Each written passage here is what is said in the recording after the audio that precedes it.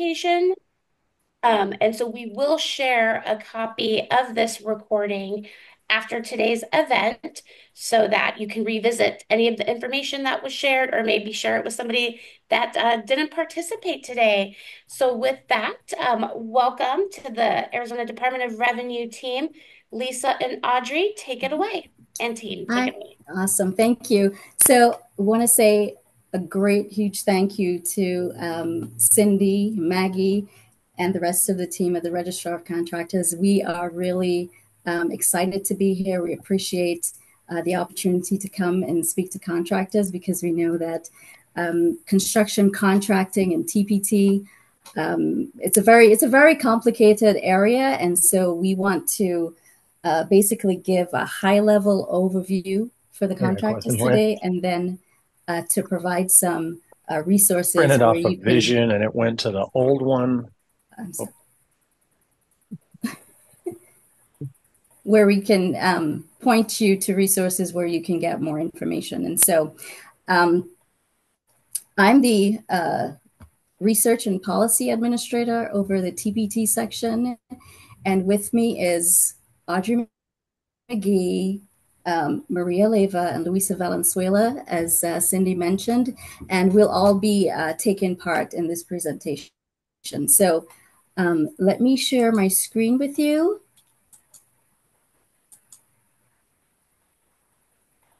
Give me a heads up if you can see the screen. We can. Okay, good. All right, so first I wanted to go give a little history of construction contracting.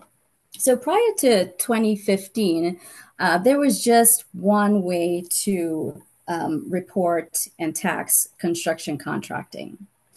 So basically, what happened then was that your tax base was 65% of your gross receipts.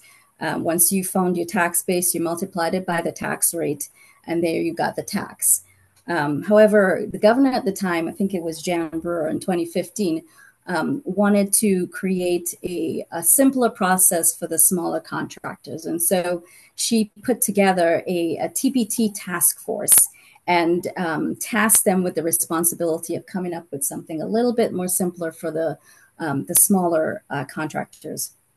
And so basically, what they came back with is a split in the contracting section. So now we have certain activities where they take place on existing buildings. Those activities are exempt. In some cases, contractors may not need a license. However, in those cases, they would still need to pay taxes on materials. And when they fall into the non-taxable area, we don't expect to see a tax line on the invoice. There were some additional changes made in 2018 to clarify some things, but as I said, we're just going to give you a high-level overview today. So what is contracting? So at its simplest, in the simplest terms, we want to say that it's any type of activity that you partake in to make a change to real property, whether it's on an existing building or on a new addition to building or any changes to land. So real property is land, buildings, anything attached to the land, and includes things like a house, a shed, a mobile home, a commercial building, pipeline installed on the ground, or it could be roads. Examples of contracting activities include, building a new house, repairing HVAC, replacing a roof, a window, a door, adding solar panels to a roof, repairing a broken window, building a brand new concrete wall, adding a pool, all those different things where you think of for contracting activities where you are making changes to real property. And of course, these are just examples. There are many others. So what is construction contracting not? It's not activities on movable property. So for example, if you're fixing a car, you're fixing a table, you're fixing a computer or other attached items, then you're talking about repairs to tangible personal property. That's not construction contracting. So, as I said when we started, that task force created two different types of construction contracting activities. One is MURA, and we have the abbreviations there. So it's M for maintenance, R for repair, R for replacement, and A for alteration. So these types of activities are what we call the non prime contracting activities. In other words, they're not taxable under the prime contracting classification. And in all events, MURA activities take place on existing real property. The second type of activity is modification. And this is where you have the brand new construction, a brand new build, something that's really detailed, complex. And originally, this was the only type of contracting we had prior to 2015. But as I said, with the advent of TPT simplification, we broke them out into two separate classifications. Okay, so let's give some examples of what MURA activity is and what modification is. And I think I mentioned some before. So MURA, repairing an HVAC, for example, HVAC maintenance, replacing a roof, replacing a door, replacing a window, replacing or repairing something that's broken. And then, of course, for modification activity, building a new house, building a new well, or building a new bridge. Okay, and I think here we're going to hand it on to Miss Audrey. Okay, so when I first heard modification, it really bothered me because to me, modification means that I'm changing something that already exists. But when we say modification, we mean changing real property, building it from the ground up. So I do want to say that because that is the most confusing to most contractors. So does a contractor need to be licensed? Well, it depends on the activity that they're engaged in. So those contractors that are dealing with maintenance, repair, replacement, and alteration under a certain threshold, they don't need a license. If you are dealing with alteration plus maintenance, repair, replacement, yeah, you might need a license. You can contact tax policy and we can go over it. Only alteration, probably you do need a license. You can contact tax policy, but modification and modification plus MURA, you're going to need a license. Next one, Lisa. Mm-hmm.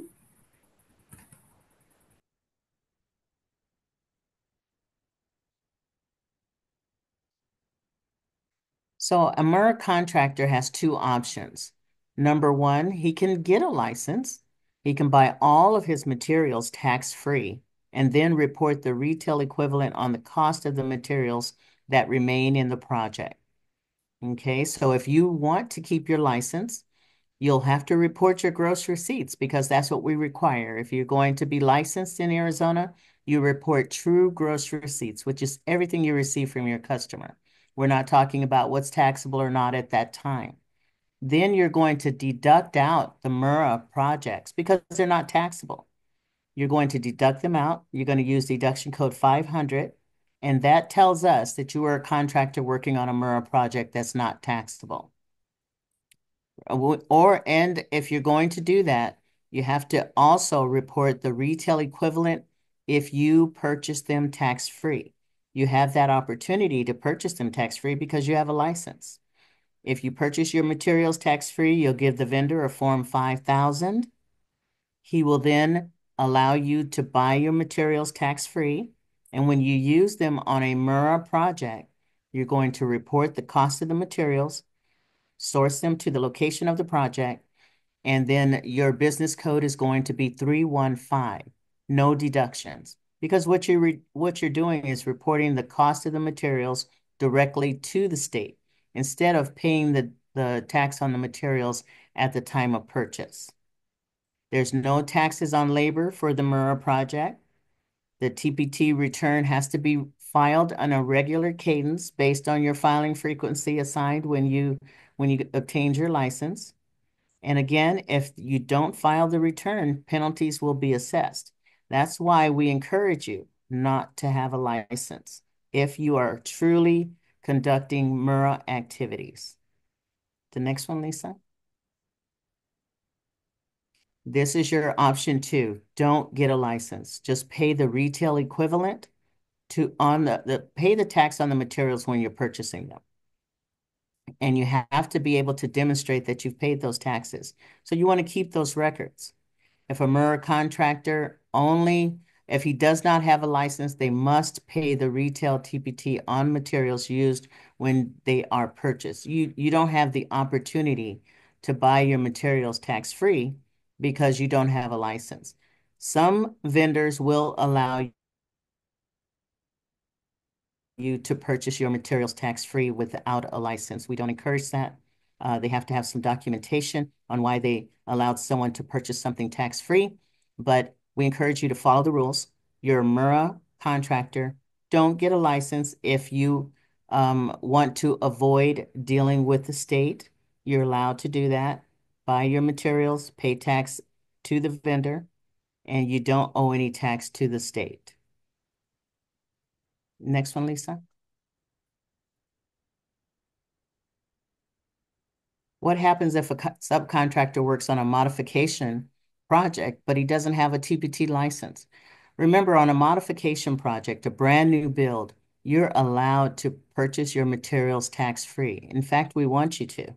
You purchase your materials tax-free because the prime contractor on the project will be the responsible party for the tax. So you're a MURA contractor and you don't have a license. What are you going to do? The prime contractor can come to the department. He can submit the form 5009L to the department along with a copy of the contract between himself and the sub. And after review, the department will send the form back to the prime with the required certification that will allow the subcontractor to purchase materials for that project tax-free. So again, there's really very few instances that a true MURA contractor needs a license. Next one, Lisa. Contractors that perform modification activities, they must obtain a TPT license. You want to purchase all of your materials tax-free using the Form 5000.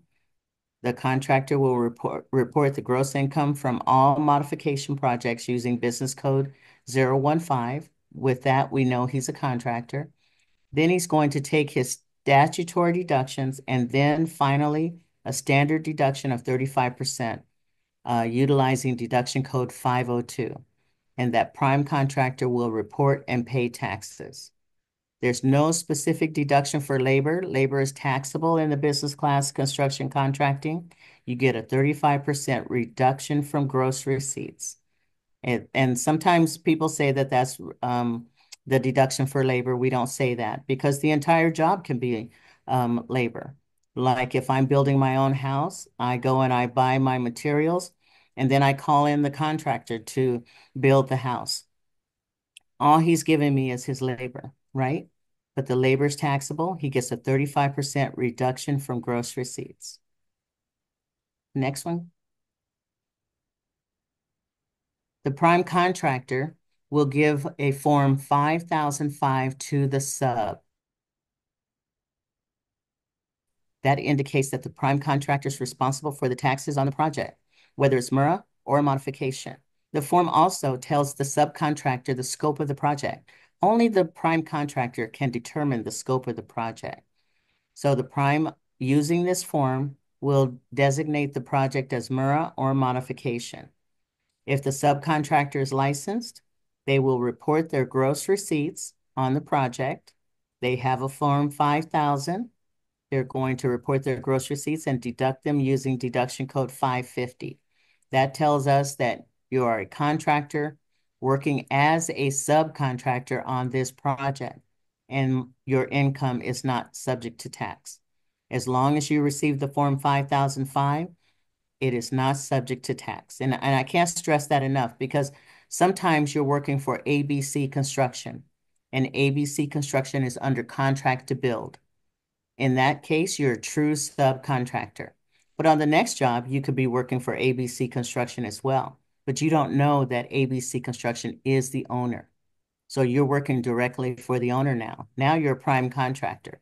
That's why we always encourage the subcontractor to protect themselves and get the Form 5005 because you don't know and you don't have any proof that you are a subcontractor until you get that form.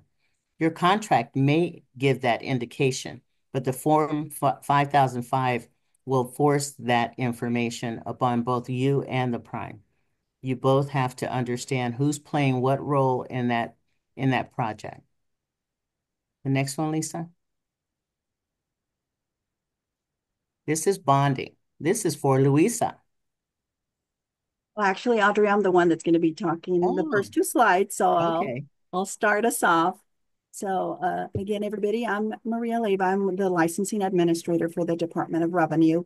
If at the point that you decide that you are going to be getting a license with us, we wanted to give you a little bit of information on that as well. So under ARS 42-5006, applicants for transaction privilege tax licenses and the construction contracting classification, which is our business code 015, you are required to post a bond of a specific amount when you apply for your license. So again, this is only if you decide you are going to be getting a license with us. Even if you're MURA and you decide, yes, I do want to get a license with the Department of Revenue, you will be required to also post the bond with us. So the amount of the bond is specific to the type of contracting activity that you will be engaged in. And one of the other things that we want to make sure everybody understands is the bonds referred to in this discussion should not be confused with the performance bonds. Performance bonds are the ones that you submit to the Registrar of Contractors when you apply with them. With us, it is a transaction privilege tax bond, or TPT for short. These are required by the Department of Revenue. So for most part, you will be obtaining two bonds. One's for the Registrar of Contractors and one is for the Department of Revenue. Okay, next slide, please, Lisa. So the department may issue an exemption. There are certain situations where we do issue exemptions based on if you meet the following criteria. So if you have a previous TPT license with a minimum of 24 months of filing history, a minimum of $10 paid in tax liability in the last 24 months, no late filing penalties or late payment penalties within the last 24 months, no current outstanding balance owed, or owner members on the J21 application. J21 application is the application that you will be submitting to the Department of Revenue. It's also known as an Arizona joint tax application. So those are two of the terms that you might hear when you're dealing with the Department of Revenue. And it's owners, members on the J21 application must be listed on the account used for exemption. License being used for exemption cannot be closed for more than 12 months. Out-of-state contractors can submit a statement from an authorized state employee from each state in which the business has been licensed in the last 2 years, verifying they meet all of the aforementioned requirements. So, if you have been doing business in other states and you don't have a license with the Department of Revenue, a previous license, you can submit a statement from whatever agency it is that was representing you in that state, and we will also accept that. But that statement must have all that you met all this criteria that we have above. Okay. And next slide, Lisa. And on this next slide, Luisa will be speaking on behalf of this.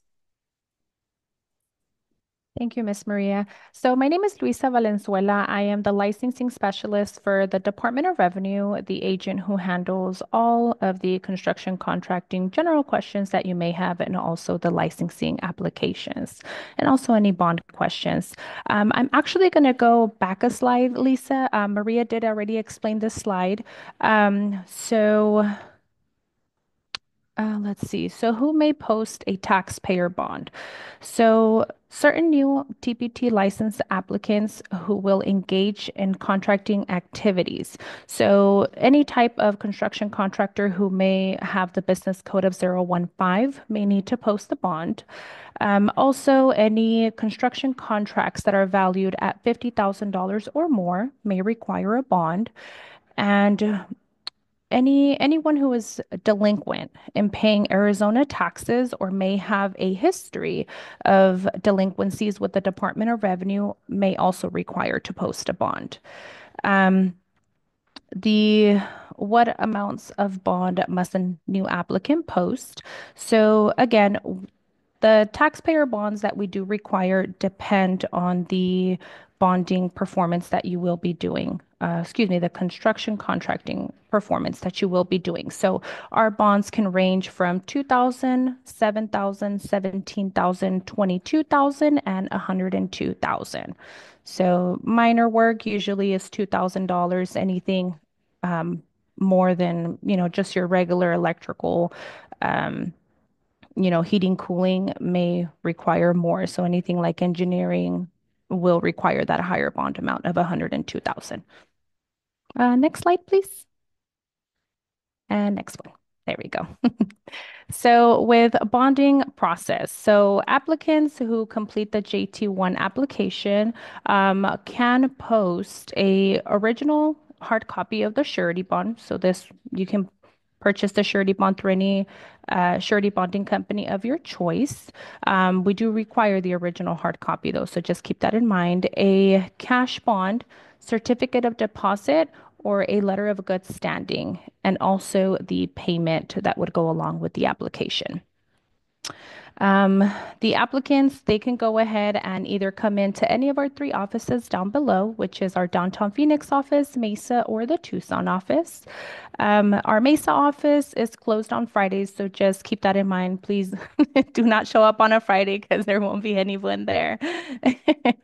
And then the application, you can either bring that in person or you can also mail that in to any of the three addresses there on the screen. And then if you have any questions, our bond exemptions team at azdor.gov email is posted right down below.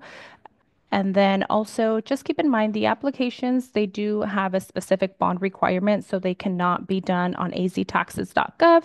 You either have to mail that in or again, bring it in person. If you do bring it in person, that will be processed immediately. Next slide. And then We hand this back to that's, Audrey. Yeah. You're on mute. You're on mute. It's me. There you go.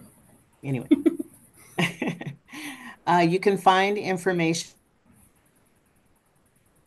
on our contracting webpage. Lisa and I created this along with our 6 other attorneys. And so the contracting webpage, can I click on that, Lisa? Or Yeah, I'll see. Whoops. Hang on. okay. So we think the webpage has a lot of information that is useful to contractors. However, it's a living, breathing webpage. It is for the contractor. We change it all the time based on the feedback we get from the contractors. We want you to understand it. If it's not clear, we will change it. If it's within the guidelines or within the statutory references. So I'm gonna pull that up, stop sharing this screen and share a Okay. different screen. So what's really important for the contractor is the forms tab. The forms tab will list all of the forms that a contractor will encounter. It tells you who issues it, who receives it, its purpose, and some notes on the different types of forms and the reason we created it. So if you scroll down, Lisa, Mhm. you see you've got the Form 5000. It goes to the vendors. A lot of contractors will give that to their subs, and that would be inappropriate. The Form 5000 goes to the vendor. The vendor will exempt you from the cost of your materials with the proper license. The Form 5000M is for those contractors that are MURA contractors, but they're working on an exempt contracting activity. So that's for that. The Form 5005, the prime contractor gives that to the sub. The sub is a true sub when he has that in his possession. The Form 5009L is for the contractor who is unlicensed, but he's working on a modification project. The prime contractor gives this to the state. We make a few checks, certify it, give it back to the prime, who then gives that to the unlicensed subcontractor, and he is allowed to buy his materials for that project tax-free. So again, we don't want you to have a license if you don't need to. And then the Form 5022, this is for the speculative builder, sale for resale. And we can get into the speculative builder a little bit more, but let's say that I buy some land, I put some improvements on the land, and I'm selling it. I didn't pay any tax on those improvements. I should have. I did not. I'm passing it on to the new purchaser. And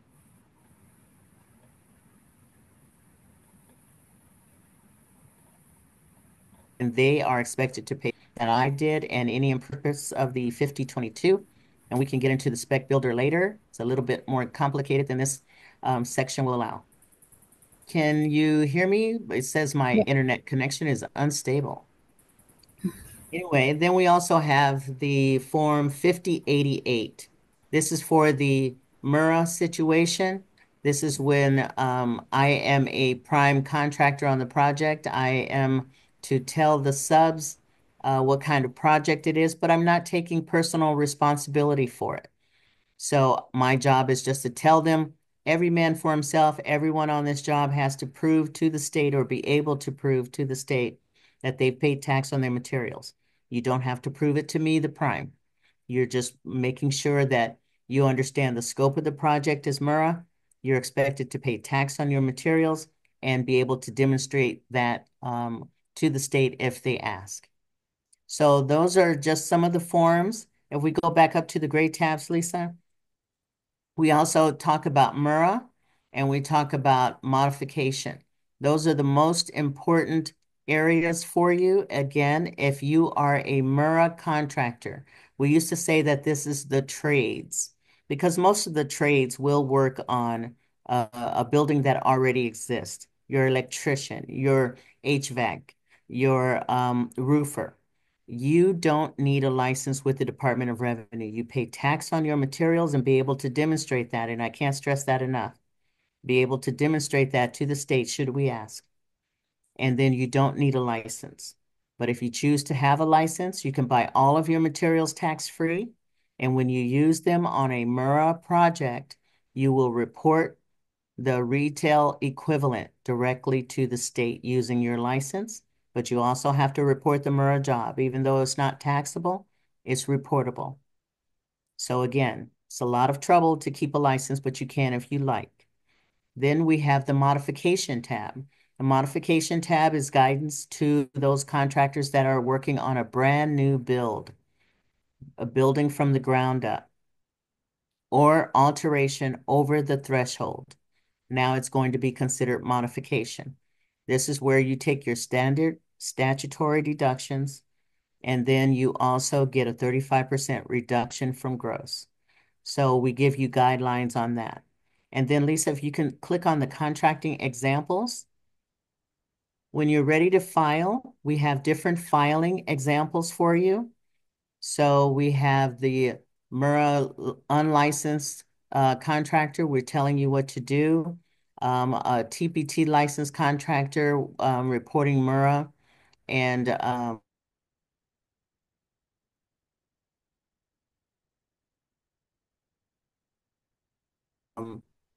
on how to do that. And then Lisa, if you can click on the modification tab example.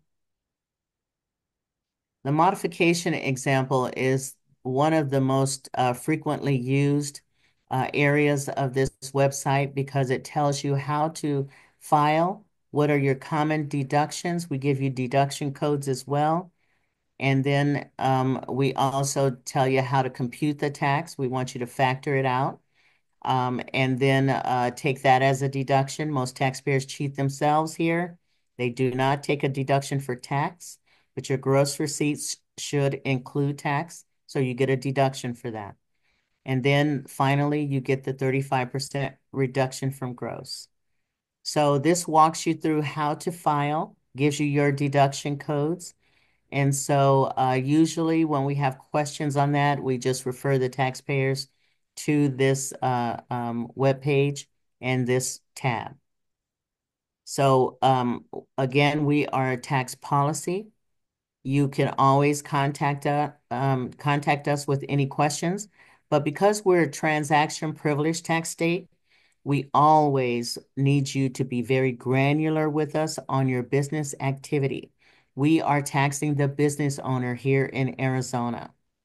And so there, with that being said, we need to know exactly what you do, how you do it, who do you do it for? Tell us everything. And include a phone number along with dates and times of your availability so that if we have additional questions, we will contact you for clarity. But we give written advice, so we don't normally just give folks a call. So give us your contact name, your tax type, specific questions, be very detailed, contact number, and a block of time, best time to call. And we'll try to give you a call if we need clarity. But what we do mostly is give written advice, and that binds the department and it protects you. Because if you're following our advice and we find that something has changed, that protects you. Any questions?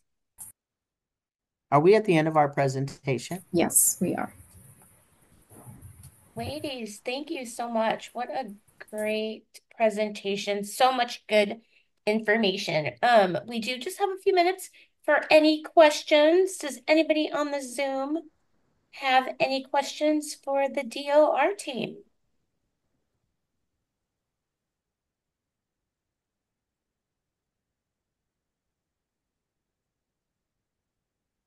Okay, awfully quiet. They're trying to process all the information. As we mentioned, we will be sharing a copy of the presentation post today's event. So please do not hesitate to reach out